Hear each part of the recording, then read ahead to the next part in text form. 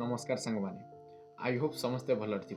तो सांग माने जीके जीएस आम जो सिलेक्शन सीरीज स्टार्ट करते तार क्लास नंबर 11 आज अर्थात या पूर्व आम 10टी क्लास कर सारी आई होप समस्ते से क्लास गुड़ी रिवाइज कर नोट्स बन रिवाइज कर बहुत इंपोर्टाट क्वेश्चन डिस्कसन करें पाखापाखि 100+ क्वेश्चन आम डिस्कसन कर 100 क्वेश्चन सहित किसी क्वेश्चन एक्सप्लेनेशन थी बहुत इंपोर्टाट से गुड़िक।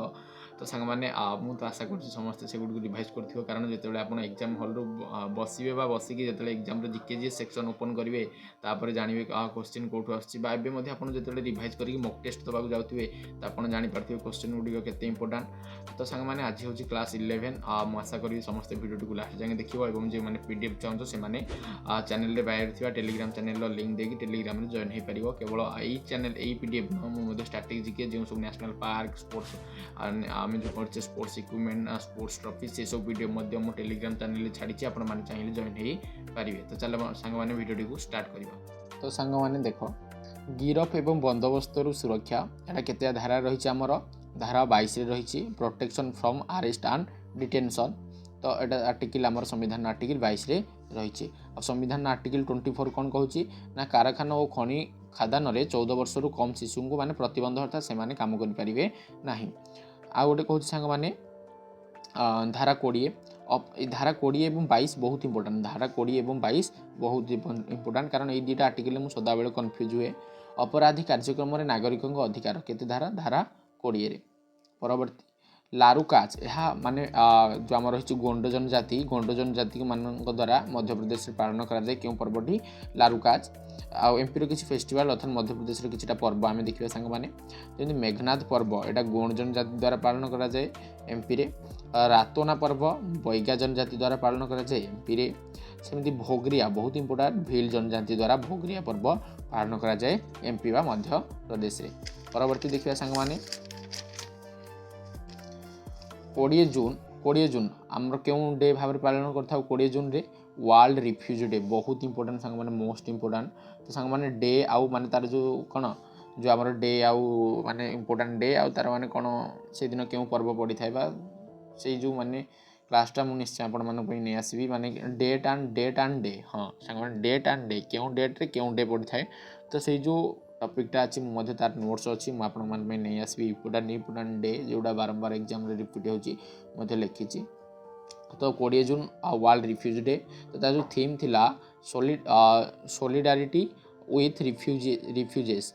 तो यहाँ स्टार्ट होता रिफ्यूजी डेटा केते मसीह 2001 मसीह। तो क्लोरेला देख क्लोरेला प्रोटीन ने भरपूर भोजन कार्बोहाइड्रेट थाए ये कार्बोहाइड्रेट आमको कौटू मिलता है शस्य ब्रेड पास्ता आलू बीन्स रे थाए। परवर्ती भारत और थाईलैंड मध्य 13तम मैत्री युद्ध अभ्यास आयोजन करा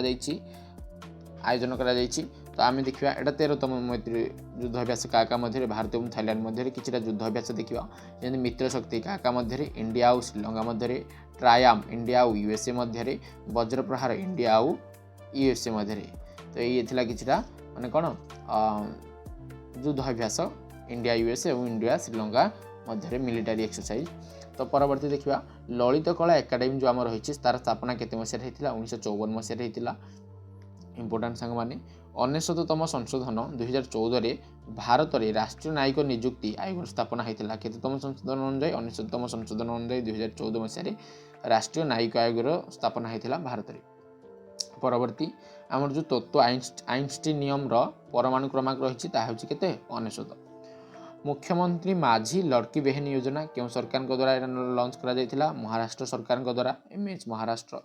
परवर्ती देखिए सांग मैंने शंभु महाराज जी कि कथक लखनऊ घराना सहित परिचित शंभु महाराज और शंभु महाराज लखनऊ घरानार संस्थापक लखनऊ घरानार जो संस्थापक सी होती ईश्वर प्रसाद किए ईश्वर प्रसाद आ शंभु महाराज एसएनए अवार्ड 1955 मसीह पाई पद्मश्री 1958 मसीह पाई एसएनए माने हूँ साहित्य नाटक एकाडेमी अवार्ड शंभु महाराज पाई 1955 मसीह।